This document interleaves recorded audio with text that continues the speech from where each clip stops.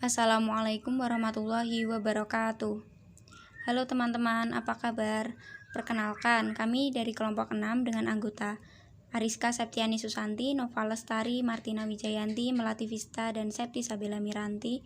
Pada kesempatan kali ini kami akan mempresentasikan atau membahas materi berkaitan dengan alat optik pada bagian mata, loop, dan kamera.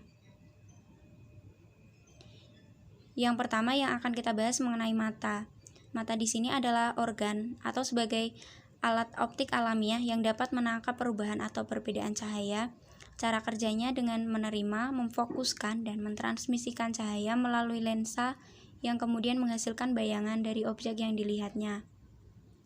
Mata memiliki beberapa bagian-bagian, diantaranya adalah bagian luar dan bagian dalam. Dapat dilihat pada gambar, bagian luarnya itu diantaranya ada kornea, yaitu bagian yang tipis, lunak, dan transparan, berfungsi menerima dan meneruskan cahaya yang masuk pada mata, serta melindungi bagian mata yang sensitif di bawahnya. Lalu tepat di belakang kornea itu ada cairan, namanya aqueous humor, yang memiliki fungsi untuk membiaskan cahaya yang masuk ke dalam mata. Bagian luar berikutnya adalah iris yang berbentuk selaput, memiliki fungsi membentuk pupil, mengatur besar kecilnya pupil, serta pemberi warna pada bola mata, yang mana biasanya warnanya itu ada hitam, biru, atau coklat. Berikutnya adalah pupil, yang mana merupakan celah sempit yang berbentuk lingkaran dan merupakan lubang pada diafragma sebagai jalan masuk cahaya. Jadi setelah cahaya masuk melewati pupil akan diteruskan ke lensa mata. Berikutnya adalah bagian dalam dari mata, yaitu ada lensa mata yang berbentuk cembung, berserat, elastis, dan bening. Memiliki fungsi untuk membentuk bayangan nyata sehingga jatuh tepat di retina dan sebagai penyetel untuk pemfokusan pada jarak yang berbeda. Jadi untuk pemfokusan benda jarak jauh menyebabkan otot menjadi rileks dan lensa memipih sehingga berkas-berkas paralel terfokus pada titik fokus atau retina. Kemudian ketika pemfokusan benda pada jarak dekat itu menyebabkan otot berkontraksi, lensa mata akan mencembung sehingga jarak fokus menjadi lebih pendek. Bagian dalam yang terakhir yaitu retina, yaitu serangkaian saraf dan alat penerima yang rumit, kemudian berfungsi sebagai tempat terbentuknya bayangan. Lalu ada proses pembentukan bayangan, yaitu ketika benda berada di depan mata memantulkan cahaya, cahaya tersebut akan masuk ke mata melalui pupil lalu dibiaskan oleh lensa mata, sehingga terbentuklah bayangan pada retina. Nah, oleh saraf, bayangan tadi diteruskan ke pusat saraf otak, sehingga terjadi peristiwa melihat. Lalu ada daya akomodasi mata, yaitu kemampuan otot mata untuk menebal dan memipihkan lensa mata. Jadi, mata memiliki kemampuan untuk melihat pada jarak jauh atau titik jauhnya itu sampai tak terhingga, dan pada jarak dekat itu 25 cm maksimal. Berikutnya adalah cacat mata atau kelainan mata, di mana ini adalah keadaan daya akomodasi mata sudah berkurang sehingga titik jauh atau titik dekat mata sudah bergeser.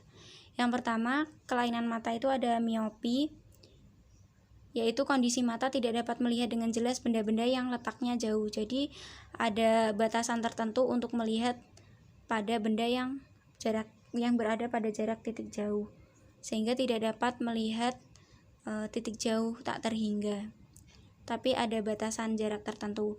Kemudian ada hipermetropi atau rabun dekat, yaitu kondisi mata yang tidak dapat melihat pada jarak normal atau dekat 25 cm tadi sehingga memerlukan jarak yang lebih dari itu untuk dapat melihat objek dengan jelas. Berikutnya adalah presbiopi atau cacat mata ganda yang tidak dapat melihat pada benda yang jaraknya jauh dan benda jarak dekat. Hal ini disebabkan karena daya akomodasi mata itu sudah lemah seiring dengan bertambahnya usia. Berikutnya adalah astigmatisme yang terjadi karena kelengkungan selaput bening atau lensa mata tidak merata, sehingga berkas sinar yang mengenai mata tidak dapat terpusat dengan sempurna. Penderita astigmatisme ini tidak dapat membedakan garis tegak dengan garis mendatar secara bersama-sama. Kelainan atau cacat mata tersebut dapat dibantu dengan kacamata. Untuk yang miopi itu dengan menggunakan kacamata cembung, lensa cembung. Berikutnya atau lensa positif ya. Kemudian hipermetropi itu dapat dibantu dengan menggunakan kacamata lensa cekung atau negatif. Lalu presbiopi itu kacamatanya ada dua lensa, yaitu lensa cekung dan lensa cembung. Kemudian astigmatisme dapat dibantu dengan menggunakan kacamata silinder. Yang kedua adalah loop.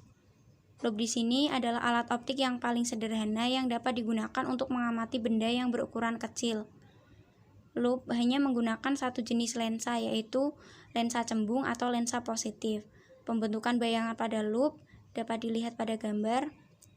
Bayangannya yang terbentuk itu maya, tegak, dan diperbesar. Kemudian perbesaran yang terdapat pada loop yang pertama ada perbesaran linier.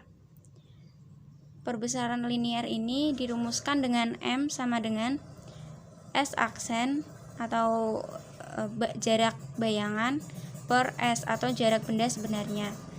Atau bisa juga dirumuskan dengan H aksen atau tinggi benda bayangan benda dibagi dengan H atau tinggi benda sebenarnya. Kemudian perbesaran sudut. Perbesaran sudut di sini diantaranya ada mata saat tidak berakomodasi, yaitu M sama dengan 25 per F. Yang kedua, ketika mata berakomodasi maksimum, yaitu M sama dengan 25 per F plus 1. Yang ketiga, mata berakomodasi pada jarak X, yaitu M sama dengan 25 per F plus 25 per X, atau X itu jaraknya. Yang terakhir adalah alat optik kamera, yang mana alat optik ini mirip dengan mata. Elemen dasar pada lensa tersebut adalah lensa cembung, lensa diafragma, dan film atau plat sensitif.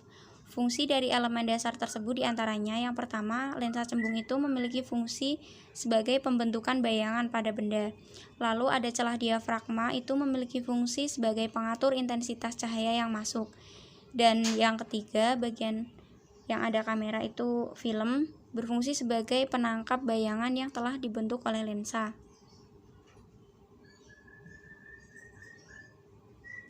Nah, gambar tersebut menunjukkan bagian-bagian dari kamera. Prinsip kerja kamera secara umum yaitu objek yang hendak difoto harus berada di depan lensa. Saat diafragma terbuka, cahaya yang melewati objek masuk melalui celah diafragma menuju lensa mata. Lensa mata akan membentuk sebuah bayangan benda.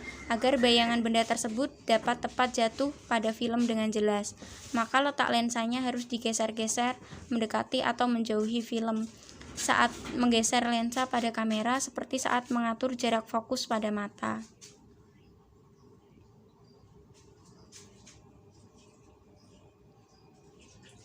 Sekian presentasi dari kelompok 6. Kurang lebihnya kami mohon maaf. Billahi taufiq wal hidayah waridho wal inayah. Wassalamualaikum warahmatullahi wabarakatuh.